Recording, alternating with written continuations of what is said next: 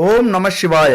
நரக வாழ்க்கை முடிந்து ராஜ வாழ்க்கையை ஆரம்பிக்க போகும் மிதுன ராசி நண்பர்களுக்கும் தோழிகளுக்கும் பிள்ளைகளுக்கும் பெரியோர்களுக்கும் அன்பு வணக்கம். என் அன்பு சகோதர சகோதரிகளே, எப்படியோ முட்டி மோதி கஷ்டப்பட்டு இந்த 2025 முடிச்சு 2026ல காலடி எடுத்து வச்சிருக்கீங்க. பல போராட்டங்களை பார்த்திருப்பீங்க, பல சவால்களை பார்த்திருப்பீங்க.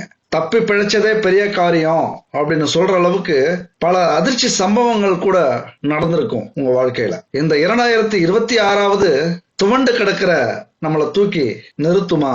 சோர்வடைஞ்சு கிடக்கிற நம்மளை தூக்கி சுறுசுறுப்பாக்குமா? கலங்கி நிக்கிற நமக்கு ஒரு ஆறுதலா இருக்குமா? கோடிக்கணக்கான பணம் வேணாங்க, ஒரு நிம்மதியாவது கிடைக்குமா அப்படிங்கிற ஏக்கம், தவிப்பு என் அன்பு நண்பர்களே, தோழிகளே, தற்போது கலங்கி நிற்கிறீர்கள்.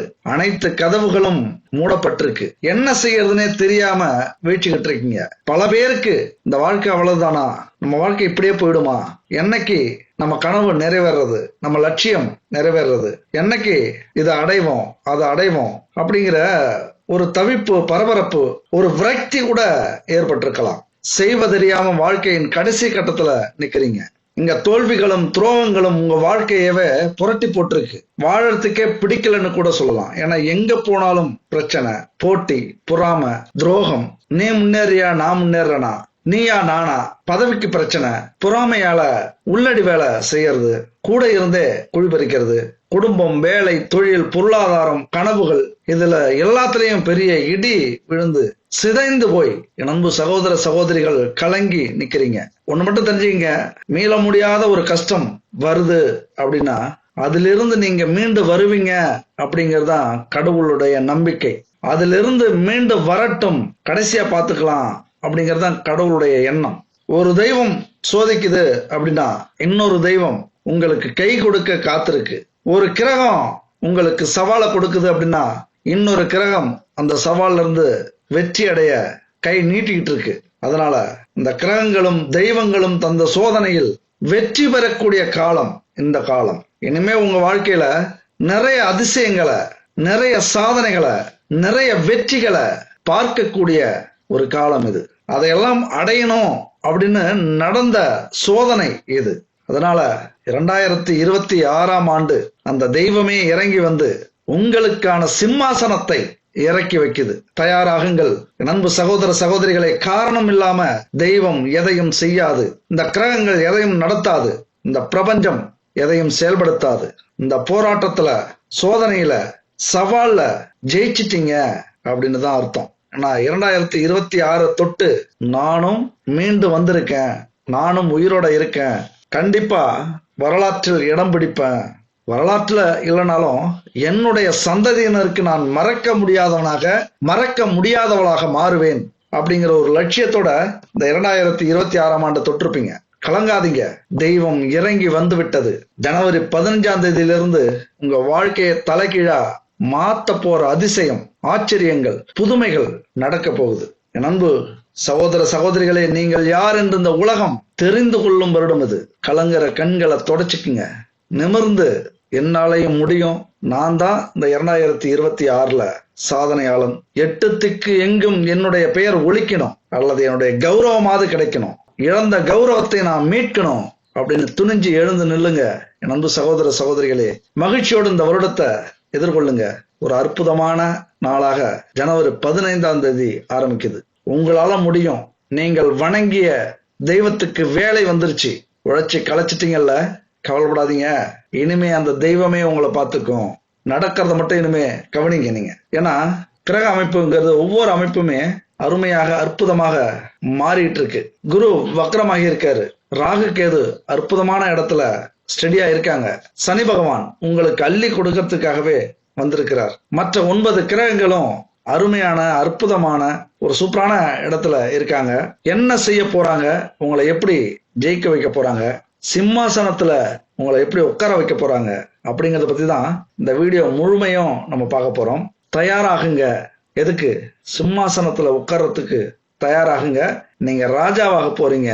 கிரகம் என்ன சொல்லுது பார்க்கலாம். பல கனவுகளோட, பல எதிர்பார்ப்புகளோட, பல ஆசைகளோட, பல லட்சியத்தோட வாழ்க்கையை ஆரம்பிக்கிறவங்க மிதுன ராசி நண்பர்களும் தோழிகளும். ஆனா வாழ்க்கை அவ்வளவு எளிதா தொடங்குறது இல்ல, வாழ்க்கை அவ்வளவு எளிதா பயணம் செய்யறது இல்ல.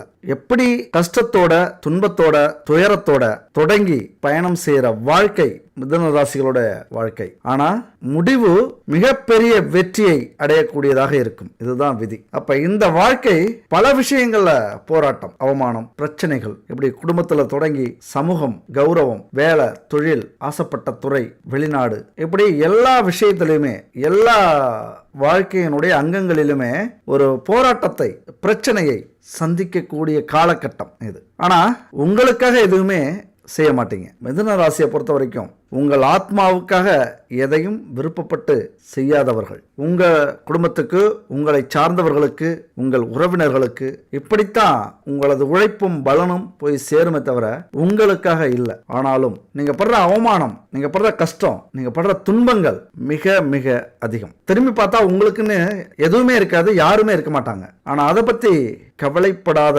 உள்ளம். நல்லாவே தெரியும் இந்த உலகத்தின் தன்மையை, மனித வாழ்க்கையை நன்கு புரிந்து கொண்டவர்கள்.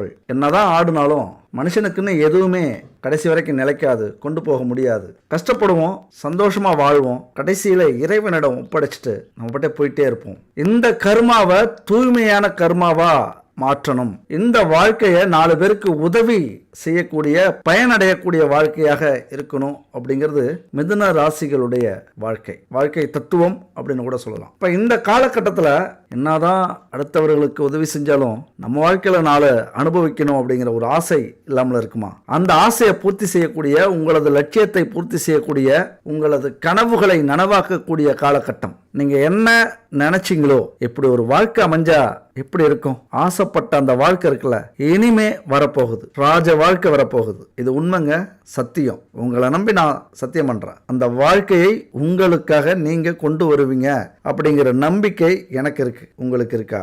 சில பேருக்கு நமக்கான வாய்ப்பு, நமக்கான நேரங்காலம், நமக்கான களம் வந்துருச்சு அப்படின்னு தெரியாமலே வாழ்க்கையை ஓட்டிக்கிட்டு இருப்போம். அதனாலே பல வாய்ப்புகளை மிஸ் பண்ணி இருப்போம். அதனால பல வேலை, தொழில், கௌரவம், புகழ் அடையிற அந்த பெரிய காரியங்கள்ல கோட்டை விட்டுருப்போம். அந்த நிலையில நீங்க இருக்கீங்க. இதுக்கு அப்புறம் வரக்கூடிய காலகட்டத்தை எப்படி பயன்படுத்த போறீங்க? ஒரு அற்புதமான காலகட்டம், தயவு செஞ்சு பயன்படுத்திங்க. கோட்டை விட்டுட்டோமே, அடுத்தது வருத்தப்பட்டு பிரயோஜனம் இல்லை. எந்த வாய்ப்பையும், எந்த ஒரு நேரத்தையும் புறம் தள்ளாம, வீணடிக்காம இந்த நிமிஷத்திலிருந்து அதற்கான முயற்சியை செய்யுங்க. உங்க வாழ்க்கையில நீங்க ராஜா தான். சரி, கிரக அமைப்புகள் எப்படி இருக்கு? இந்த பிரபஞ்சம் உங்களுக்கு அந்த வாழ்க்கையை இந்த காலகட்டத்தில் எப்படி கொடுக்க போகுது, எந்தெந்த கிரகங்கள் கொடுக்க போகுது அப்படிங்கறத பத்தி நம்ம பார்த்தோம். அப்படின்னா மிதுன ராசிக்கு 5வது வீடு துலாம், பூர்வ புண்ணியஸ்தானம். அங்க சூரியன் சஞ்சரிக்கிறார். சூரியன் யாரு? முதன்மையான கிரகம். அது மட்டும் இல்ல, ராஜ கிரகம். அதனாலதான் நம்ம ஆரம்பிக்கும் போதே நீங்க ராஜாவாக போறீங்க அப்படின்னு ஆரம்பிக்கிறோம். சுக்கிரனுடைய ஆட்சி வீடு. அந்த ஆட்சி வீட்டுல சூரியன் சஞ்சரிக்கும் போது என்ன பலன் இந்த காலகட்டத்தில் கொடுக்க போகுது, எப்படி உங்களை ராஜாவாக மாற்ற போகுது அப்படின்னு பார்த்தோம். அப்படின்னா உண்மையா ஒரு அற்புதமான அமைப்பு. பல வருஷமா அந்த நேரத்துக்காக நான் காத்துக்கிட்டு இருந்தேன் அப்படின்னு சொல்ற வாய்ப்பு உங்களுக்கு வரும். ஏன் அப்படின்னாலே இரட்டை நிலையில இருந்திருப்பீங்க, இரட்டை மனநிலையில இருந்திருப்பீங்க. ஏன்னா மிதுனம் அப்படின்னாலே இரட்டை மனநிலை தானே.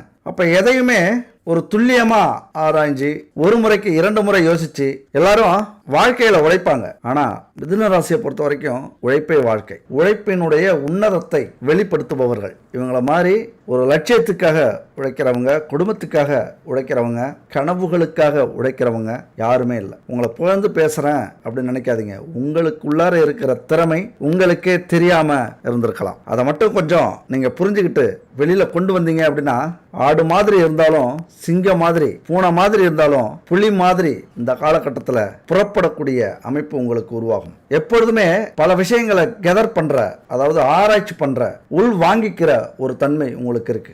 எதுல ஈடுபட்டாலும் சரி, கரை காணாம விட மாட்டீங்க. அந்த தேடல் இருந்துகிட்டே இருக்கும். ராத்திரி 2-3 மணி வரைக்கும் என்ன தகவல், இந்த உலகத்துல எப்படி நியூஸ் போயிட்டு இருக்கு பார்த்துட்டு தான் தூங்குவீங்க. பகலை விட இரவை ரொம்ப பிடிக்கும். இரவுல தான் அதிக கஷ்டப்படுவீங்க, அதிக உழைப்பீங்க. உங்க ராசிக்கு அதிபதி புதன். புதன் அதிபதி அப்படின்னாலே புத்திக்குத்தான் வேலை அதிகம். உடல் உழைப்புக்கு வேலை அதிகம் இல்ல, புத்திக்கு வேலை அதிகம், மூளைக்கு வேலை அதிகம். அப்ப கொஞ்சம் உழைக்க ஆரம்பிச்சாலும் மிகப்பெரிய புகழை உங்களால அடைய முடியும். எந்த ஒரு வேலையாக இருந்தாலும் தொழிலாக இருந்தாலும். தயவு செஞ்சு எனக்கு ஒரு வேலை தெரியல, ஒரு தொழில் என்ன செய்யறதுன்னு தெரியல, வெளிநாட்டுக்கு போகணும்னு ஆசையா இருக்கு, ஆனா என்ன வேலைக்கு போறதுன்னு தெரியல, எந்த துறையை தேர்ந்தெடுக்கணும் அப்படின்னு தெரியல, ஒருபோதும் குழம்பாதீங்க. ஒரு ஜாதகத்தை எடுத்துட்டு போயிட்டு ஒரு நல்ல அனுபவம் உள்ள ஜோசியத்தை காட்டுங்க. கண்டிப்பா உங்க ஜாதகத்தை ஆராய்ச்சி இந்த தொழில் நீங்க செஞ்சா உங்களுக்கு வாழ்க்கை முழுவதும் வளம் பெறுவீர்கள் அப்படின்னு சொல்லிட்டாங்க அப்படின்னா அந்த தொழிலை தேர்ந்தெடுங்க.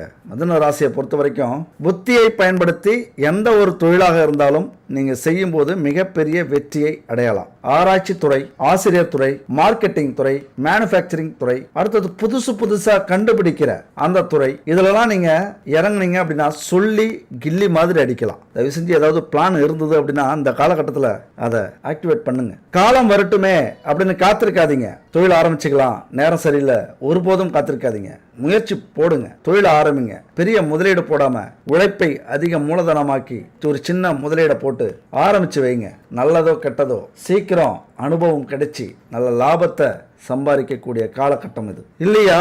அந்த நாலேஜை உங்களுக்கு உருவாக்கி தரும். காலத்தை வீணடிக்க கூடாது. எப்போதுமே பொறுமை அவசியம், நிதானம் அவசியம். ஆனா தாமதம் நம்ம வாழ்க்கைக்கு வெற்றியை தள்ளி போட வைக்கக்கூடிய விஷயம். எப்போதுமே தாமதப்படுத்தக்கூடாது. எல்லாமே ரெடியா இருக்கு, ஆனா ஏதோ ஒரு காரணத்தை சொல்லிக்கிட்டே நம்ம பயத்திலேயே நம்ம தள்ளி போட்டுக்கிட்டு இருக்கோம் அப்படின்னா அதுதான் நம்ம வாழ்க்கைக்கு வெற்றி தள்ளி போட்டுக்கிட்டே இருக்கோம் அப்படின்னு அர்த்தம். உங்கள் அதிபதியை பொறுத்த வரைக்கும் எதையாவது தேடிக்கிட்டே இருக்கிற ஒரு கிரகம். இந்த நேரத்தில் தேடினீங்க அப்படின்னா உங்கள் வாழ்க்கைக்கான வெற்றி வெகு தூரம் இல்லை அப்படின்னு தான் அர்த்தம். அதுபோல வஞ்சனையே இல்லாம வேலையையும் தொழிலையும் செய்யக்கூடியவர்கள். ஆனா இன்னைக்கு வேலை இல்லாம அந்த வேலையை விட்டு ஒதுங்கி வீட்டில் இருக்கீங்க. தொழில நஷ்டம் அப்படிங்கிறதால சோர்ந்து போயிருக்கீங்க. எவ்வளவுதான் முயற்சி பண்ணாலும் ஒரு அதீத லாபத்தையோ ஒரு பொருளாதாரத்தையோ அடைய முடியல. இது குடும்பத்திலையும் பிரச்சனை. கடன் அதிகமாக இருக்கிறதுனால அந்த கடனை அடைக்கக்கூடிய எதையாவது செய்யணுங்கிற கட்டாயம். ஆனால் எல்லாமே தோல்வி. அப்போ நல்லாவே உழைப்பீங்க, அதை நினச்சிக்கிட்டு நல்லாவே உழைப்பீங்க, பாராட்டுக்களையும் பெறுவீர்கள். ஆனால் இந்த ப்ரமோஷன், லாபம், முன்னேற்றம் இதெல்லாம் உங்கள் லிஸ்ட்லேயே இருக்காது. உங்கள் பேரே அதில் இருக்காது. ஏன் அப்படின்னா அனுசரித்து போக தெரியாது. எப்போதுமே உங்களது கொள்கையிலேயும் லட்சியத்திலையும் குறியா இருப்பீங்க. யார் சொல்றதையும் கேட்க மாட்டீங்க. உங்க மனசு என்ன சொல்லுதோ அதை தான் மூளைக்கு கொண்டு போவீங்க. உங்க மூளை என்ன சொல்லுதோ அதை தான் மனசுக்கு கொண்டு போவீங்க. செயல்படுத்த ஆரம்பிப்பீங்க. 1000 பேர் சொன்னாலும் அப்படியா, நல்ல ஐடியாவா தான் இருக்கு, அப்படியா, நல்ல ஐடியாவா தான் இருக்கு, சரி பார்க்கலாம், அதோட சரி. உங்களுக்கு என்ன தோணுதோ அதை கண்டிப்பா செய்வீங்க. கடைசி வரைக்கும் தோத்தாலும் ஜெயிச்சாலும் செஞ்சுக்கிட்டே இருப்பீங்க. அப்போ இந்த காலகட்டத்தில் முன்னேற்றம் இருக்காது, வளர்ச்சி இருக்காது, ப்ரொமோஷன் இருக்காது, அதுபோல் பதவி உயர்வு, சம்பள உயர்வு இதெல்லாம் இதுவரைக்கும் இருந்திருக்காது. இப்போ முயற்சி பண்ணுங்க. உங்களை எல்லா விதத்திலையும் தூக்கிவிடக்கூடிய ஒரு காலகட்டம். ஏன் அப்படின்னா 2ஆம் இடமான வாக்குஸ்தானத்துக்கு அதிபதி சந்திரன் வருகிறார். நீங்கள் எது பேச ஆரம்பித்தாலும் அதில் ஒரு தத்துவம் இருக்கும், அதில் ஒரு காரணம் இருக்கும், அதில் உங்களுக்கு கொடுக்கக்கூடிய பயன் இருக்கும். எல்லாரும் திரும்பி பார்ப்பாங்க நீங்கள் பேச ஆரம்பிச்சிட்டாலே. தத்துவ மழையா பொழிவீங்க. ஏன்னா இருக்கிறது யாரு? அதிபதி புதன், புத்திக்கு அதிபதி. அருவி மாதிரி கொட்டும். யாராவது உங்களை புகழ்ந்து பேசிட்டாங்க அப்படின்னா நிறைய கொட்டிக்கிட்டே இருக்கும். அது ஒரு பல்கலைக்கழகம் மாதிரி. அவ்வளவு பாடங்கள் உங்கள்கிட்ட இருந்து கற்றுக்கலாம், உங்கள் வார்த்தையிலேருந்து கற்றுக்கலாம். உங்களுக்கு இருக்கிற அந்த மூளைக்கு ரொம்ப தெளிவாக துல்லியமாக யோசிக்கக்கூடிய மூளை. இதை எங்கே பயன்படுத்தணும் அப்படின்னா வேலையிலையும் தொழிலையும் பயன்படுத்தணும். நீங்கள் முயற்சி பண்ணீங்க அப்படின்னா உங்களது திறமையால் நம்பர் 1 இடத்துக்கு வரலாம், கொடி கட்டி பறக்கலாம். உங்கள் திறமைக்கான வேலை இல்லையா, வெளியில வாங்க. உங்கள் திறமைக்கான வேலை எது கண்டுபிடிங்க, அங்க சேருங்க. உங்கள் புகழ் இந்த காலகட்டத்தில் வெளியில வரப்போகுது. காலத்தை வீணடிக்காதீங்க. யாரும் மனசையும் புண்படுத்தாம பேசுவீங்க. அதனால உங்களுக்கு சீக்கிரம் இந்த ப்ரொமோஷன், பதவி உயர்வு இதெல்லாம் கிடைக்க போகுது. வருத்தப்படாதீங்க, சோர்ந்து போயிருக்காதீங்க. எவ்வளவுதான் உழைச்சாலும் ஒரு புண்ணியமும் இல்லை, இதை மட்டும் நினைக்கவே நினைக்காதீங்க. ஏன்னா உங்களுடைய பூர்வ புண்ணிய ஸ்தானம் அப்படின்னு சொல்லக்கூடிய 5ஆம் இடத்துக்கு அதிபதி சுக்கிரன் உங்களுக்கு உங்கள் உழைப்புக்கு சொர்க்கத்தை காட்டக்கூடியவர். அது மட்டும் இல்ல 5ஆம் இடத்தை சொல்லக்கூடிய விஷயம் குழந்தை. இந்த காலகட்டத்தில் குழந்தை பிறக்கக்கூடிய அமைப்பு. கவலைப்படாதீங்க. உங்கள் கௌரவத்தை காப்பாற்ற சுக்கிர பகவான் இரட்டை குழந்தைகள் கூட கொடுப்பதற்கான வாய்ப்பு உண்டு. இந்த காலகட்டத்தில் முயற்சி பண்ணுங்க. அது மட்டும் இல்ல குழந்தைகள் மேல அபரீத ஆர்வம் உண்டு. ரொம்ப பிரியமா இருப்பீங்க. உசிரையே கொடுக்கக்கூடிய உள்ளம் குழந்தைகள் மேல கண்ணும் கருத்துமாக பார்த்துப்பீங்க. உங்களுடைய பார்வை கவனம் ஒரு குழந்தை இருந்தது அப்படின்னா அதிலே தான் இருக்கும். அது மட்டும் இல்ல, எதையுமே சுத்தமா வச்சுக்கணும், அலங்கோலமா இருக்கக்கூடாது, தூய்மையா இருக்கணும் அப்படிங்கிற எண்ணம். எந்த ஒரு பிளானுமே துல்லியமா பிளான் பண்ணுவீங்க. யாராவது தப்பு செஞ்சா அதை சரி பண்றதுக்குன்னே நீங்க ரொம்ப காலம் எடுத்துப்பீங்க. இந்த அந்நியன் படத்துல அம்பி எப்படி எதையுமே முறையா செய்யணும், நேர்மையா செய்யணும் அப்படின்னு சொல்லிக்கிட்டே இருப்பாப்ல. அந்த மாதிரி பார்க்குறவங்களுக்கு தலைவலியை ஏற்படுத்தக்கூடிய ஒரு கட்டுப்பாடு உங்கள்கிட்ட இருக்கும், ஒரு தெளிவு இருக்கணும் அப்படின்னு ஆசைப்படுவீங்க. ஆனா யார் எது நினைச்சாலும் கவலைப்பட மாட்டீங்க. அதுவே உங்களை உங்க வாழ்க்கையில தூக்கிவிட போகுது. அதுபோல 11ஆம் இடத்துக்கு அதிபதி சூரியன், மேஷ ராசியில ராகு வருகிறார். அது ஒரு லாபஸ்தானம், உங்களுக்கு மூத்த சகோதர ஸ்தானம், தொழிலையும் வேலையிலையும் ஏற்படக்கூடிய லாபங்களை சொல்லக்கூடிய இடம். அப்ப அபரிதமான லாபத்தை கொடுக்கக்கூடிய இடம்.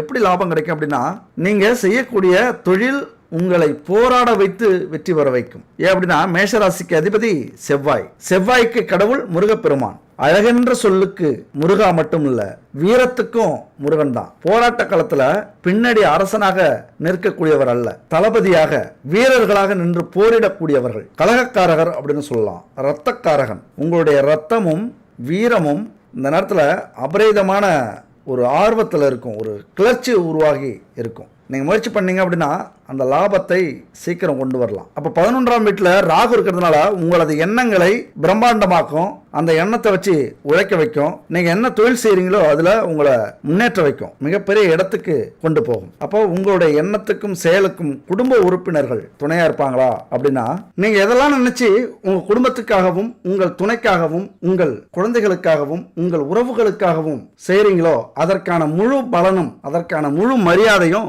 உங்களுக்கு கிடைக்காது. திருமண வாழ்க்கையை பொறுத்த வரைக்கும் கொஞ்சம் மேலோட்டமா தான் நீங்க இருப்பீங்க. ஆனா மனசுல மரியாதை இருக்கும், மனசுல ஒரு நல்லெண்ணம் இருக்கும் அவங்கள பத்தி. ஆனா அவங்கள புரிஞ்சுக்க மாட்டாங்க. யாரையுமே நீங்க மதிக்கல அப்படின்னு தான் அவங்கள சொல்லுவாங்க. குடும்பத்துல எந்த பிரச்சனை வந்தாலும் உங்களால வருது அப்படின்னு நினைப்பாங்க, அப்படின்னு சொல்லுவாங்க. உண்மையா சொல்லப்போனா விட்டு கொடுத்து போகணும்னு நீங்க நினைச்சாலும் உங்க சூழ்நிலை உங்களை விட்டு கொடுக்க வைக்காது. வேலையா இருந்தா சொல்ல வேண்டியதில்லை, பெரிய பிரளயமே நடக்கும் வேலையில. தொழிலும் அப்படிதான். அங்க நீங்க என்ன செய்வீங்க தெரியுமா, உங்க சைடுல இருந்து சரியா இருக்கணும் அப்படின்னு நினைப்பீங்க. இந்த அதிகாரிக்கு பயந்து ஒரு வேலை செய்யறது, இந்த அக்கம் பக்கத்துல வேலை செய்யறவங்க நம்மள என்ன நினைப்பாங்களோ அப்படின்னு நினைச்சுக்கிட்டு வேலை செய்யறது, இந்த காக்கா பிடிக்கிறது அலுவலகத்துல, அது மாதிரி தொழில அநியாயத்துக்கு சம்பாதிக்கிறது, அநியாயத்துக்கு லாபத்தை வச்சு விற்கிறது, அல்லது பிசினஸ் பண்றது, அல்லது கலப்படமான பொருள் சேர்க்கிறது, இதெல்லாம் தொழிலை பொறுத்த வரைக்கும் சுத்தமா இருக்கணும் அப்படின்னு நினைப்பீங்க. இந்த சுத்தம், உண்மை, நேர்மை இதுவே உங்களுக்கு பெரிய பிரச்சனையா வரக்கூடிய அமைப்பு இந்த காலகட்டத்தில். இதனால கண்டிப்பா நீங்க பிரச்சனையை சந்திச்சிருப்பீங்க. தொழில் நஷ்டமா இருக்கும், வேலையை விட்டு நீங்க இருப்பீங்க, இல்ல குடும்பத்துல பிரச்சனையாகி பிரிஞ்சிருப்பீங்க, வெளிநாட்டில இருந்து திரும்ப வந்திருப்பீங்க, அல்லது எந்த துறையாக இருந்தாலும் அந்த துறையில இருந்து நீங்க விலக்கி வைக்கப்பட்டிருப்பீங்க. ஏன்னா உங்களது உண்மைக்கும் நேர்மைக்கும் உழைப்புக்கும் கிடைச்ச பரிசு. இதே தான் உங்க குடும்பத்திலையும் நடக்கும். உங்களை புரிஞ்சிக்க மாட்டாங்க. அப்பதான் நீங்க சோர்ந்து போய் துவண்டு போயிடுவீங்க. நம்முடைய வாழ்க்கையில இந்த அவமானம், துன்பம், கஷ்டம் இதெல்லாம் மாறி மாறி வரக்கூடியது. இரவும் பகலும் மாறுறது மாதிரி. எப்பவுமே வாழ்க்கையில துன்பம் இருந்தா வருத்துரும், எப்போதுமே வாழ்க்கையில இன்பம் இருந்தா திகட்டிடும். அதனாலதான் இன்பமும் துன்பமும் மாறி மாறி நம்ம வாழ்க்கையில வந்துகிட்டே இருக்கு. வாழறதுக்கு ஒரு பிடிப்பையும் கொடுக்கக்கூடியது அதுதான். இருந்தாலும் சில நேரத்துல வாழ்க்கையில இருக்கிற கஷ்டங்களை நினைச்சு நினைச்சு மனம் வருத்தம் அடையும் போது இந்த விஷயத்தை மட்டும் ஞாபகம் வச்சுக்கோங்க. எப்பயாவது மலை ஏறி இருக்கீங்களா? கடினமா மலை ஏறிட்டு மலை உச்சியில போய் நின்று அந்த அற்புதமான காட்சியை பார்த்தோம் அப்படின்னா எப்படி இருக்கும்? சொர்க்கமே தெரியுமா? அவ்வளவு கஷ்டப்பட்டு மலை ஏறி இருப்போம், எல்லாத்தையும் மறந்துடுவோம். அது ஒரு அழகான காட்சியா மலைக்கு மேல இருக்கும். அந்த இயற்கையை ரசிக்கிறதுக்கு 1000 கோடி கண்கள் வேணும் அப்படின்னு நினைப்போம். ஏறி வந்த பாதையே மறந்துடுவோம். இது 100க்கு 100 உண்மைங்க. நாங்க ஒரு டூருக்கு போயிருந்தோம், மூணாறு இரவிக்குளம் நேஷனல் பார்க். எத்தனை பேர் போயிருக்கீங்கன்னு தெரியல. மூணாருக்கு போனீங்க அப்படின்னா கண்டிப்பா இரவிக்குளம் நேஷனல் பார்க்கு போயிட்டு வாங்க. பெரிய பெரிய ஃபாரின் எந்தெந்த நாட்டுக்கெல்லாம் போனா அந்த மாதிரியான காட்சி கிடைக்குமோ அப்படி அங்க எங்களுக்கு கிடைச்சது. ஆனா அந்த மலை ஏறும்போது நாங்க பட்ட கஷ்டம் இருக்கு, ரொம்ப கஷ்டம். ஏண்டாப்பா வந்தோம் அப்படின்னு கூட நினைச்சிட்டோம். பாதி வழியில திரும்பி போயிடலாமான்னு கூட நினைச்சோம். ஆனா அங்க போனதுக்கு அப்புறம் தான் தெரியுது இன்னும் எவ்வளவு தூரம் வேணாலும் இதுக்காக நடக்கலாம் அப்படின்னு. இது ஒரு ரியல் இன்சிடென்ட்ங்க. அதுதான் வாழ்க்கை. இதை மட்டும் நீங்க புரிஞ்சுக்கங்க. ஒரு சின்ன ஸ்டோரி. குரு சீடர்கள் கேள்விப்பட்டிருப்பீங்க. எப்போதுமே ஒரு 10 பேருக்கு குரு வந்து பாடம் எடுத்துக்கிட்டே இருப்பார். அவங்க இறை வழிபாட்டுக்காக ஒரு நாட்டில இருந்து இன்னொரு நாட்டுக்கு, ஒரு ஊர்ல இருந்து இன்னொரு ஊருக்கு போறது உண்டு. அப்படி போகும்போது ஒரு 10 சீடர்களோட குரு போறாரு. சில நாட்கள் உணவு தண்ணி இதெல்லாம் கிடைக்குது போற வழியில. ஒரு நாள் சுத்தமாவே கிடைக்கல, தண்ணி கிடைக்கல, தாகம் அதிகமா இருக்கு, சாப்பாடு கிடைக்கல, பசி அதிகமா இருக்கு, நடக்க முடியல, சோர்வு. ஏதாவது ஒரு இடத்தை பார்த்து நம்ம ஓய்வு எடுக்கலாம் அப்படின்னு நினைக்கிறாங்க. இருட்டும் ஆயிடுச்சு. கடைசி வரைக்கும் அன்னைக்கு ஃபுல்லா அவங்களுக்கு தண்ணியும் சாப்பாடும் கிடைக்கல. ஒரு இடத்துல போய் உறங்க போறாங்க நைட்ல. அப்ப படுக்கும்போது அந்த குரு சொல்றாரு, எல்லாம் கொடுத்த இறைவனுக்கு நன்றி அப்படின்னு சொல்லிட்டு படுக்கிறார். அப்ப அதுல ஒரு சீடர் எழுந்திருச்சு பொறுக்க முடியாம கேட்கிறாப்ல, பசி தாகத்தெல்லாம் பொறுக்க முடியாம, குருவே எதுவுமே இன்னைக்கு நமக்கு கிடைக்கல, பசிக்குது உணவு கிடைக்கல, தாகம் எடுக்குது தண்ணி கிடைக்கல, ஒரு ஓய்வு எடுக்கிறதுக்கு ஒரு வீடு கூட கிடைக்கல, ஆனா எல்லாமே இன்னைக்கு கொடுத்த இறைவனுக்கு நன்றின்னு சொல்றீங்களே அப்படின்னு கேட்கிறாப்ல. அந்த சீடன் கேட்ட கேள்விதான் எல்லாருடைய மனசுலயும் இருந்தது, மற்ற சீடர்களுக்கும். ஆனா அந்த குரு சொன்ன பதில், அந்த ஒரு வார்த்தை கேட்டு எல்லா சீடர்களுக்குமே அந்த நேரத்துல அந்த பசி தாகம் உடல் அசதி எல்லாமே போயிடுச்சான். அப்படி அந்த குரு என்ன சொல்லியிருப்பார் கொஞ்சம் சிந்திச்சு பாருங்க. இந்த வீடியோட கடைசியா நம்ம பார்க்கலாம். சரி, அதுபோல அடுத்தது மிதுன ராசியில செவ்வாய், இது 11வது பாவம். அதான் சொன்னேன், எவ்வளவு கஷ்டங்கள் வந்தாலும் நன்றி சொல்ல பழகுங்க, அப்ப இன்பத்தை அள்ளி கொடுக்க போகிறார் அந்த முருகன். எப்பொழுதுமே நமக்கு ஒருத்தவங்க உதவி கேட்கறாங்க அப்படின்னா அவங்கள பிடிக்காது, உதவி கேட்காம இருக்காங்கல்ல அவங்களதான் நமக்கு பிடிக்கும், அவங்களதான் நம்ம வழிய போய் உதவி பண்ணுவோம், கொடுப்போம். அப்படித்தான் உதவின்னு கேட்கறத விட கஷ்டத்தையும் நீங்க உதவியா நினைச்சு நன்றி சொல்றீங்க அப்படின்னா இன்பத்தையும் லாபத்தையும் முன்னேற்றத்தையும் உங்களுக்கு உதவியா செய்வார் செவ்வாய் பகவான். அடுத்தது மகர ராசியில சனி வக்ர நிவர்த்தி அடைகிறார். உங்களுக்கு மகர ராசி எந்த இடம்? 9ஆம் இடம், 9ஆம் பாவமாக வருகிறது. பிதுர் பாக்கிய ஸ்தானம், பூர்வ புண்ணிய ஸ்தானம். அது மட்டும் இல்ல தகப்பனாருடைய நிலையை சொல்லக்கூடிய இடம். அப்ப யோகம் உங்களுக்கு இந்த காலகட்டத்தில் அற்புதமா இருக்கு. பூர்வீக சொத்து வரக்கூடிய அமைப்பு உண்டு, தந்தை வழியில் அதுவும் சொத்து வரும். அப்ப அந்த சொத்து கிடைக்குது அப்படின்னா ஏதாவது உங்களால முடிஞ்ச ஒரு பரிகாரத்தை அல்லது கோவிலுக்கு போறது, ஒரு 4 பேருக்கு உதவி செய்யறது, அந்த சொத்துக்காக 4 பேருக்கு உதவி செய்யுங்க, அந்த சொத்து நிலைச்சிருக்கும். இதுக்கப்புறம் எந்த பிரச்சனையும் இல்லாம இருக்கும் இந்த காலகட்டத்தில், அது செய்யுங்க. அடுத்த பொருளாதார நிலை தான் சிறப்பா இருக்க போகுது. ராசியிலே செவ்வாய் இருக்கிறதுனால ரொம்ப வார்த்தையில கவனம் இருக்கணும். புதன் 4ஆம் வீட்டில் சுக்கிரனோடு இணைஞ்சிருக்கிறார். பூர்வீக சொத்துல சிக்கல் இருந்தாலும் அது விலகும் காலம் இது.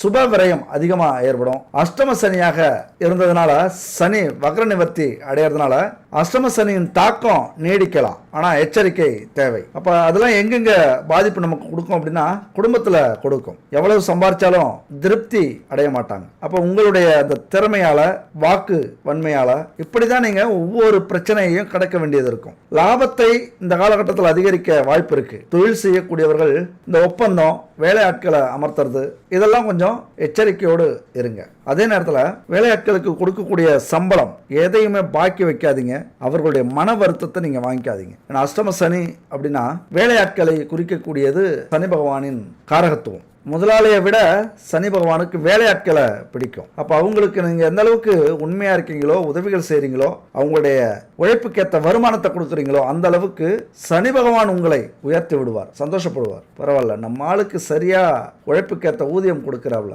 செய்ய வேண்டியதை செஞ்சிருவோம், இதுதான் சனி பகவான். ஆனா அதே நேரத்தில் எதிரிகள் தொழிலையும் குடும்பத்திலையும் எப்படி இருப்பாங்க அப்படின்னா செம்மையா வச்சு செய்யறதுக்கு காத்திருக்காங்க. ஏன் அப்படின்னா உங்களது லட்சியம், முன்னேற்றம், நேர்மை, உண்மை இதெல்லாமே ஒரு பெரிய காரணம் எதிரிகள் உருவாகிறதுக்கு. உங்களது வளர்ச்சி முதல்ல பிடிக்காது, உங்களை வீழ்த்த தயாராகிட்டு இருக்காங்க. உங்களை எதிரியா நினைக்கிறதுக்கு காரணம் என்ன தெரியுமா? நேர்மை, உண்மை, உழைப்பு. அதுல போட்டி, பொறாமை அதிகம். அதுக்காக உங்களது வாழ்க்கைய உங்களுக்காகவே உங்க கூட பிறந்த இந்த குணத்தை விட்டுறாதீங்க. உண்மையை சொல்லி நன்மையை செய்தால் உலகம் உன்னிடம் மயங்கும், நிலை உயரும் போது பணிவு கொண்டால் உயிர்கள் உன்னை வணங்கும். உண்மை என்பது அன்பாகும், பெரும் பணிவு என்பது பண்பாகும். இந்த 4 கட்டளை அறிந்த மனதில் எல்லா நன்மையும் உண்டாகும். 6 மனமே யாரு, அந்த ஆண்டவன் கட்டளை யாரு, சேர்ந்து மனிதன் வாழும் வகைக்கு தெய்வத்தின் கட்டளை யாரு, தெய்வத்தின் கட்டளை யாரு. அடுத்தது மீன ராசியில குரு 10ஆம் பாவம், இது ரொம்ப முக்கியமான இடம். 10ஆம் இடம் இது தொழில் ஸ்தானம், கர்மஸ்தானம். அப்ப இங்க குரு இருக்கிறார். கண்டிப்பா புகழ், அதிகாரம், அரசாங்க உத்தியோகம், வெற்றி இதெல்லாம் உங்களுக்கு தயாரா இருக்கு. அதை அடையறதுக்கு நீங்க தான் முயற்சி பண்ணணும். உங்களது உழைப்பு தான் ரொம்ப ரொம்ப முக்கியம். உங்கள் மனைவி எப்பொழுதுமே அல்லது கணவன் எப்பொழுதுமே நேருக்கு நேரா பேசுவாங்க, எதையுமே மறைவில்லாம துணிச்சலா பேசுவாங்க. அதை நினைச்சு வருத்தப்படுவீங்க. ஆனா உண்மையா நீங்க பெருமைப்படணும், எதுக்குமே அஞ்சாம நம்முடைய துணை இருக்காங்க அப்படின்ட்டு. 10ஆம் இடமான உத்தியோகஸ்தானத்துக்கு அதிபதி குரு வருகிறார். அப்போ ஒரு இடத்துல வேலை பார்க்குறீங்க அப்படின்னா உங்களுக்கு பல பிரச்சனைகள் வரும், பல எதிரிகள் இருப்பாங்க. உங்களை சுற்றி உங்கள் தொழிலை, உங்கள் வேலையை பிடுங்கிறதுக்குன்னே நிறைய பேர் இருப்பாங்க. நீங்கள் முடிச்சுட்டு போதும்டா சாமி இந்த வேலையை வேணான்னு உதறிட்டு வர்ற அளவுக்கு உங்களை கொடுமைப்படுத்துவாங்க. ஆனால் அதையெல்லாம் தாண்டி ஜெயிக்கக்கூடிய வலிமை உங்களுக்கு இந்த காலகட்டத்தில் கொடுக்கும். எந்த ஒரு ஜாதகத்திலையும் குரு இருக்கிற இடம் மிக முக்கியமான இடம். அதை வச்சுதான் குலதெய்வ அனுக்கிரகம் இருக்கா, முன்னோர்களுடைய ஆசீர்வாதம் இருக்கா, இதெல்லாம் கணிக்க முடியும். யாருக்கெல்லாம் குலதெய்வ ஆசீர்வாதம் இல்லையோ அவங்கெல்லாம் வாழ்க்கையில பிறப்பிலிருந்து இறப்பு வரைக்கும் உறவினர்கள் மூலமாகவும் சொந்தங்கள் மூலமாகவும் சமூகத்தின் மூலமாகவும் எந்த ஒரு உதவிகளையும் பயனையும் அனுசரிப்பையும் நன்மைகளையும் ஆதாயங்களையும் பயன்களையும் பெறவே முடியாது. அவமானங்களை மட்டும்தான் அடைவாங்க. நிராகரிப்பு அதிகம் இருக்கும். அதனால ஜாதகத்துல வலிமை இழந்திருக்கும் நிலை இருந்தா குருவினுடைய வலிமை பொறுத்து தான் இந்த காலகட்டத்தில் உங்களால ஜெயிக்க முடியுமா அப்படின்னு சொல்ல முடியும். வியாழக்கிழமையில மஞ்சள் நிறத்துல லட்டு செஞ்சு தட்சிணாமூர்த்திக்கு நைவேத்தியமா வணங்கிட்டு கோவிலுக்கு வர பக்தர்களுக்கு வியாழக்கிழமை லட்டு தானமா கொடுங்க. மங்களகரமான மஞ்சள் நிறத்துல பொருட்கள் எதுவாக இருந்தாலும் கொடுங்க. குருவின் பலன் உங்களுக்கு முழுசா கிடைக்கும். கண்டிப்பா உங்க வாழ்க்கையில மிகப்பெரிய மாற்றத்தை அது ஏற்படுத்தும். அப்ப ராசியாதிபதி புதனா வர்றதுனால எல்லாத்தையும் சமாளிக்கணும், உங்க கனவுகளை மெய்ப்பட வைக்கணும், லட்சியத்தை அடையணும், இருக்கிற பிரச்சனைகளை தீர்க்கணும், கடன் தீர்க்கணும் அப்படின்னா பெருமாள் கோவில் உங்களுக்கு சிறந்தவை. மிதுன ராசி அப்படின்னா, மிதுன ராசி அப்படின்னாலே பெருமாள் கோவில் தான். அதுவும் எந்த பெருமாள் அப்படின்னா இரட்டை பெருமாள் அருளக்கூடிய தலம் ரொம்ப சிறந்தது. அப்ப இரட்டை பெருமாள் எங்க இருக்கு அப்படின்னா இரட்டை திருப்பதிகளாக விளங்கக்கூடியது திருத்தொலைவில்லிமங்கலம். அங்க இரட்டை பெருமாள் இருக்காங்க. 108 திவ்ய தேசங்கள்ல 2 திவ்ய தேசம் பக்கத்து பக்கத்திலே இருக்கு. சுவாமி நம்மாழ்வார் மங்களாசாசனம் செய்திருக்கிறார். முதலாவது திருப்பதி தேவபிரான், 2வது திருப்பதி பெருமாள் அரவிந்தலோசனம். இது ரெண்டுமே பக்கத்து பக்கத்துல இருக்கிற ஊர். எங்க இருக்கு அப்படின்னா திருநெல்வேலியில இருந்து 25 கிலோமீட்டர் தூரத்துல திருத்தொலைவில்லிமங்கலம் இருக்கு. இந்த கோவிலுக்கு உங்க வாழ்க்கையில ஒரு முறையாவது போயிட்டு வாங்க. ஒரு முறையாவது அப்படின்னா பரிகாரம்லாம் செஞ்சாதான் இது நடக்குமா? அப்ப பரிகாரத்தால நம்மளுடைய ஜாதகத்தை மாத்திட முடியுமா? ஜாதகத்துல இருக்கிற லக்கணங்கள் மாறிடுமா? கிரக அமைப்புகள் மாறிடுமா அப்படின்னா இல்ல, மாறாது. ஆனா இந்த பரிகாரங்கள்லாம் என்ன நம்ம செய்யும்? நம்ம வாழ்க்கையில பயணிக்கிற ஒவ்வொரு நிமிஷத்திலையும் நமக்கு தேவையான வாய்ப்புகள், நமக்கு தேவையான அமைப்புகள், நமக்கு தேவையான வழிகாட்டல்கள் எல்லாமே இருக்கும். ஒரு எடுத்துக்காட்டுக்கு ஒரு வேலைக்கு போறீங்க, இல்லைன்னா தொழிலுக்கு போறீங்க, ஒரு கார்லயோ பைக்லயோ போறீங்க, ஒரு சரியான நேரத்துக்கு அந்த இடத்துக்கு போக முடியாது. உங்களுக்கு நேரம் சரியில்லை அப்படின்னா டிராபிக் அதிகமாயிடும். 1 மணி நேரம் 2 மணி நேரம் அசைய முடியாத இடத்துல மாட்டிப்பீங்க. அப்ப இந்த கிரக அமைப்புகள் பரிகாரம் செய்யறோம் அப்படின்னா டிராபிக்கே இல்லாம பாதை தெளிவா இருக்கும். ஒருவேளை டிராபிக்கே இருந்தாலும் உங்களுக்கான பாதை எங்க இருக்கும்? இது ஒரு சின்ன எடுத்துக்காட்டு தான். இது எல்லா விஷயத்திலையும் நீங்க பொருத்தி பாருங்க. இதுதான் பரிகாரம். இதுக்கு தான் பரிகாரம் வருது. நம்ம வாழ்க்கையே டோட்டலா மாறி போகுமா அப்படின்னு இல்ல, நமக்கான நல்ல நேரங்களை ஒவ்வொரு நிமிஷத்திலையும் அது கொடுக்கும். அவ்வளவுதான். இதை விட தெளிவா புரிய வைக்கிறது கஷ்டம். அடுத்தது இந்த பரிகாரத்தை உங்க வாழ்க்கையில செய்யுங்க. பஞ்சபூத பரிகாரம் மிக மிக முக்கியமான பரிகாரம். அடுத்தது இப்ப நம்ம சொல்ல போற விஷயம் முக்கியமான பரிகாரம். நம்ம ஒவ்வொரு வீடியோலயுமே பரிகாரம்னு ஒண்ணு சொல்லிட்டு இருக்கோம். அதை எத்தனை பேர் கடைபிடிக்கிறீங்க அப்படின்னு தெரியாது. ஆனா விடாம கடைபிடிச்சீங்க அப்படின்னா கண்டிப்பா உங்க வாழ்க்கை மாறும். இது 100% உண்மை. நான் அனுபவிச்ச விஷயங்கள் அத்தனை பரிகாரமும் நிறைய பேருக்கு சொல்லி அவங்க உண்மையா உங்களது வாக்கு பலிக்குதுங்க, இந்த பரிகாரத்தெல்லாம் செய்யறோம் அப்படின்னு நிறைய பேர் சொல்லியிருக்காங்க. நிறைய பேர் நடக்கல அப்படிங்கிறாங்க. ஏன் நடக்கலன்னு கேட்டா கரெக்டா செஞ்சீங்களா அப்படின்னா விட்டுடுறாங்க பாதியிலேயே. குறைஞ்சபட்சம் ஒரு பரிகாரத்தை 1 வருஷமாவது முழுசா முடிக்கணும். 12 மாதங்கள் 12 ராசிக்கும் போகக்கூடிய பரிகாரமாக அது இருக்கும். ஒவ்வொரு மாசத்துக்கும் ஒவ்வொரு ராசி, அந்த ராசிக்குள்ளார 3 நட்சத்திரங்கள் அடங்கி இருக்கு. இதெல்லாமே நம்முடைய பரிகாரங்கள் அதிகபட்சம் 1 வருஷத்துக்காவது நீங்க கடைபிடிச்சிட்டீங்க அப்படின்னா உங்க வாழ்க்கையே கண்டிப்பா மாறும். இது 100% அனுபவம். அப்ப இந்த பரிகாரத்தை எடுத்துங்க. இது பஞ்சபூதங்களுக்கான பரிகாரம். பஞ்சபூதங்கள்னா என்னங்க? நம்முடைய உடல் ஆன்மா ரெண்டுமே பஞ்சபூத சக்தியால ஆதிக்கம் செலுத்தப்பட்டிருக்கு. அப்ப பஞ்சபூதங்கள் அப்படின்னு சொல்லக்கூடியது நீர், நிலம், காற்று, ஆகாயம், நெருப்பு. அப்ப இந்த பஞ்சபூதங்கள் நம்முடைய ஒவ்வொரு செயலிலும் வேலையிலும் தொழிலிலும் பரவி இருக்கு. அதை சார்ந்துதான் நம்ம எதையுமே செய்யறோம். அப்ப இதை எல்லாத்தையும் சமநிலையில நம்ம வச்சிருந்தா மட்டும்தான் தொழிலையோ வாழ்க்கையிலயோ முன்னேற முடியும். ஏதாவது ஒண்ணுக்கு ஒண்ணு அதிகமாச்சு அல்லது குறைஞ்சது அப்படின்னா பல விஷயத்துல நஷ்டம் அடைவோம், பிரச்சனையை சந்திப்போம், விபத்துகள் ஏற்படும். அதனால நம்ம வாழ்க்கையை பறிகொடுக்கக்கூடிய நிலைக்கு ஆளாகும். நிறைய தொல்லைகள், தொந்தரவுகள் ஏற்படும். அப்ப இந்த உலகமே இயங்கிறதுக்கு காரணம் இந்த பஞ்சபூதங்கள் தான். இதெல்லாம் புராணங்கள்ல சொல்லப்பட்டது. புராணங்கள் அப்படின்னா சும்மா இல்ல, நம்முடைய முன்னோர்கள் அவர்களுடைய சக்தியை பயன்படுத்தி இதெல்லாம் கண்டுபிடிச்சிருக்காங்க. அப்ப மனிதனுக்கு பஞ்சபூதங்கள் அப்படின்னா 5 குணங்கள், 5 புலன்கள், 5 மனித மேம்பாடுகள், இதையெல்லாமே சொல்லக்கூடியது, இதுல ஆதிக்கம் செலுத்தக்கூடியது. அப்ப பஞ்சபூத சக்திகளை 5 மூர்த்திகள், பிரம்மன், உருத்திரன், மகேஸ்வரன், சதாசிவன்,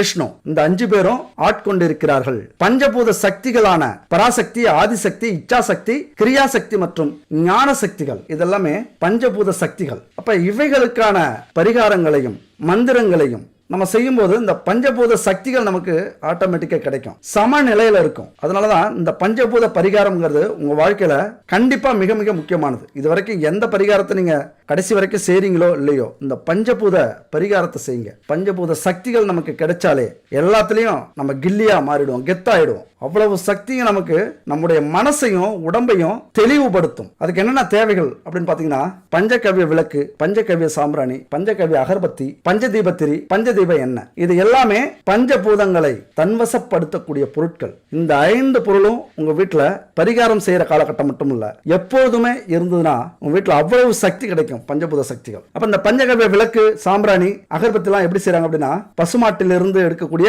நெய், தயிர், பால், சாணம், கோமியம், இதுல இருந்து தயாரிக்கக்கூடியது பஞ்சகவ்ய விளக்கு, சாம்பிராணி, அகர்பத்தி. அதுபோல பஞ்சதீப திரி அப்படின்னா எதுனா, பஞ்சுத்திரி, நூல் திரி, எருக்கந்திரி, வாழைத்தண்டு திரி, தாமரை திரி, இது பஞ்சதீப திரி. அதுபோல பஞ்சதீப எண்ணெய் எப்படின்னா, வேப்பெண்ணெய், விளக்கெண்ணெய், பசு நெய், சுத்தமான பசு நெய், கடையில் கிடைக்கிற டூப்ளிகேட் நெய் இல்ல, சுத்தமான பசு நெய், இலுப்ப எண்ணெய், தேங்காய் எண்ணெய், இதெல்லாமே கலப்படம் இல்லாத எண்ணெய்களா கலந்த பஞ்சதீப எண்ணெய். அப்ப இந்த பஞ்சபூத பொருட்கள் மிக மிக முக்கியமானது இந்த நவக்கிரக பரிகாரத்துக்கு. அப்ப கடையில கிடைக்கிற இந்த பொருட்கள்லாம் உண்மையா கலப்படம் இல்லாம இருக்குமா அப்படின்னா 100% நம்ப முடியாது. கலப்படம் இல்லாத பொருட்கள் மட்டுமே முழு பலனையும் நமக்கு கொடுக்கக்கூடியது. கடவுளுக்கு தானே அப்படின்னு அலட்சியப்படுத்திட்டு எங்கேயோ கிடைக்கிற பொருட்களை வாங்கி நம்ம பயன்படுத்தணும் அப்படின்னா கண்டிப்பா அதற்கான முழு பலனும் கிடைக்காது. முதல் விஷயம் இதுதான். அப்ப கடையில இதெல்லாம் சுத்தமா கிடைக்குதா அப்படின்னா சந்தேகம் தான். அப்ப உங்களுக்கு சுத்தமான கலப்படம் இல்லாத இந்த பொருட்கள் வேணும் அப்படின்னா குட் பேபியை கனெக்ட் பண்ணுங்க. இந்த நம்பர் தான் 9340688626. இந்த நம்பரை கனெக்ட் பண்ணுங்க. எல்லாமே கலப்படம் இல்லாத சுத்தமான பொருட்களா தயாரிச்சிருக்காங்க, பூஜை பொருட்கள். அது மட்டும் இல்ல, நம்ம குடும்பத்துக்கு தேவையான, ஆரோக்கியத்துக்கு தேவையான கலப்படம் இல்லாத ஹெர்பல், நவ தானியங்கள், இப்படி இயற்கையில கிடைக்கக்கூடிய பொருட்களை வச்சு நிறைய ப்ராடக்ட் தயாரிச்சிருக்காங்க. விருப்பப்படுறவங்க வாங்கி பயன்படுத்துங்க. முக்கியமா இந்த பூஜை பொருட்கள் கலப்படம் இல்லாம இங்க வாங்கிக்கங்க. இல்லைன்னா உங்களுக்கு எங்க கிடைக்குதோ அங்க வாங்கிக்கலாம். இப்ப இந்த பொருளா ரெடி பண்ணிக்கங்க. இது எப்ப பண்ணலாம்? அந்த நவக்கிரக பரிகாரம் எப்ப பண்ணலாம் அப்படின்னா, அமாவாசை முடிஞ்சு 5வது நாள், அதே போல பௌர்ணமி முடிந்து 5வது நாளாக வரக்கூடியது மகா சக்தியான பஞ்சமி திதி. அப்ப அமாவாசை, பௌர்ணமி, அது மட்டும் இல்ல செவ்வாய், வெள்ளி, இந்த நாள்லயும் இந்த பரிகாரத்தை செய்யுங்க. அப்ப இந்த பஞ்சபூத பொருட்களை வச்சுக்கிட்டு காலையில 3 மணியிலிருந்து 4:30க்குள்ளார பிரம்ம முகூர்த்தத்துல எழுந்திருச்சு குளிச்சுட்டு வீட்டு வாசலை சுத்தப்படுத்தி பச்சரிசி கோலமாவால, நல்லா கேட்டுங்க, பச்சரிசி கோலமாவால கோலம் போட்டுங்க. அதுக்கப்புறம் 5 முகங்கள் கொண்ட குத்து விளக்குல இந்த பஞ்சதீப எண்ணெய கலந்து விளக்கேற்றி வைங்க. அப்புறம் பஞ்சகாவிய விளக்குல நெய், சுத்தமான நெய்யை ஊத்தி தீபம் ஏத்திக்கங்க. அதுக்கப்புறம் பஞ்சகாவிய விளக்கு, பஞ்சகாவிய சாம்பிராணி, அகர்பத்தி இதெல்லாம் ஏத்தி வச்சுக்கோங்க. வீடு மங்களகரமா இருக்கட்டும், எல்லா ரூம்லயும் புகை பரவட்டும், அங்க இருக்கிற கெட்ட சக்திகளை போக்கும். இதெல்லாம் செஞ்சுட்டு பரிபூரணமா இறைவனை வேண்டிக்குங்க. இந்த மந்திரத்தை சொல்லுங்க. அதாவது 108 முறை இந்த மந்திரத்தை சொல்றது ரொம்ப நல்லது. 1 மணி நேரம் ஆகும், பரவாயில்ல, மனப்பாடம் பண்ணீங்க. 108 முறை இந்த மந்திரத்தை சொல்லணும். பஞ்சபூதத்திக தேவகா ஓம் ஸ்ரீ பஞ்சமி தேவியே நமக, பஞ்சபூதத்திக தேவகா ஓம் ஸ்ரீ பஞ்சமி தேவியே நமக அப்படிங்கிற இந்த மந்திரம் 108 முறை ஒவ்வொரு நாளுமே சொல்லுங்க. இந்த விளக்கு 24 மணி நேரம் எரியணும். நீங்க எப்ப தீபம் ஏத்துறீங்களோ அந்த நேரம் 24 மணி நேரம் அடுத்த நாள் வரைக்கும் இந்த விளக்கு எரிஞ்சுட்டு இருக்கணும். அப்ப இது மாதிரியான பரிகாரத்தை நீங்க செய்றீங்க, 1 வருஷத்துக்கு செய்றீங்க அப்படின்னா மிகப்பெரிய மாற்றத்தை உங்க வாழ்க்கையில இந்த பரிகாரம் ஏற்படுத்தும். இந்த பரிகாரத்துல எல்லாமே அடங்கிடும். பூமியில இருக்கிற அத்தனை நிலம், நீர், காற்று, நெருப்பு, இது எல்லாத்தையும் தன்வசப்படுத்திடும். மனிதர்கள்ல இருந்து, மிருகங்களிலிருந்து, மிஷினரியிலிருந்து எல்லாமே நம்முடைய வசமாகிடும். தொழில் செய்யறவங்களாம் இதை கண்டிப்பா செய்யுங்க. மிகப்பெரிய மாற்றம் உங்க வாழ்க்கையில 1 வருஷத்துல நடக்கல அப்படின்னா நான் பரிகாரம் சொல்றதே விட்டுருவேன். முறையா கடைபிடிங்க. நான் சொன்னதை எப்படியோ அப்படி முறையா கடைபிடிங்க. உங்க வாழ்க்கையில கண்டிப்பா மாற்றம் ஏற்படும். இப்ப வீடியோட கடைசிக்கு வந்துட்டோம். நான் முன்னாடி ஒரு ஸ்டோரி சொல்லியிருந்தேன். அந்த குரு என்ன சொல்லியிருப்பார் அப்படின்னு யோசிச்சிங்களா? கமெண்ட்ஸ்ல சொல்லுங்க. அதாவது அந்த குரு என்ன சொல்றாரு அப்படின்னா, பசியை கொடுத்த, தாகத்தை கொடுத்த, உடல் அசதியை கொடுத்த இறைவா உனக்கு நன்றி அப்படிங்கிறார். அதாவது எதையோ ஒன்றை கொடுக்கிறார் அப்படின்னு அவருடைய மனம் சொல்லுது. அதுவே இறைவன் கிட்ட இருந்து வருது அப்படின்னு அவர் நினைக்கிறார். இதுல இருந்து நம்ம என்ன தெரிஞ்சுக்கணும் அப்படின்னா, இப்படி சொல்றதுக்கெல்லாம் ஒரு பெரிய மனசு வேணும், ஒரு புரிதல் வேணும். அதனாலதான் அவர்கள் எல்லாம் மகானாக இருக்கிறார்கள், அவர்கள் எல்லாம் குருக்களாக இருக்கிறார்கள், அவர்கள் எல்லாம் ஞானிகளாக இருந்தார்கள். இப்படி நம்ம நினைச்சுக்கிட்டாலே, இந்த கஷ்டத்தை கொடுத்த இறைவா உனக்கு நன்றி, இதனால நான் பல பாடங்களை கத்துக்கிட்டேன், பல மனிதர்களை புரிஞ்சுக்கிட்டேன், பல செயல்கள்ல இருந்து தெளிவு அடைஞ்சிட்டேன், அதற்கு நன்றின்னு சொல்ற அந்த குணம் இருக்குல்ல, அந்த பெரிய மனிதத்தன்மை எல்லாராலையும் முடியாது, ஞானிகளால் மட்டும்தான் முடியும். இப்படி நீங்க இதை புரிஞ்சுக்கிட்டீங்க அப்படின்னா நீங்களும் ஞானிகள் தான். அப்ப நம்ம வாழ்க்கையில வெற்றி அடையணும் அப்படின்னா, நம்மளை கேலி, கிண்டல், அவமானம் இதெல்லாம் செய்த அத்தனை பேருக்கும், இதையெல்லாம் கொடுத்த கடவுளுக்கும் நன்றி சொல்லிட்டு உங்க வாழ்க்கையை ஆரம்பிங்க. நம்ம வாழ்க்கையில ஒரு நேரத்துல ஜெயிச்சு சிறப்பா வாழ்றோம், மிகப்பெரிய கோடீஸ்வரர்களாக வாழ்றோம் அப்படின்னா நாம பட்ட கஷ்டங்களும் துன்பங்களும் தான் காரணம். அந்த துன்பங்களும் கஷ்டங்களும் நம்மளை பக்குவப்படுத்தி இருக்கு, நம்மளை செதுக்கி இருக்கு அப்படின்னு அர்த்தம். இது 100% உண்மை. அப்ப இது மாதிரியான புரிதல் தான் நம்மளை நம்ம வாழ்க்கையில வெற்றி அடைய வைக்கும். அடுத்த ஒரு அற்புதமான வீடியோல சந்திக்கலாம். நன்றி, வணக்கம்.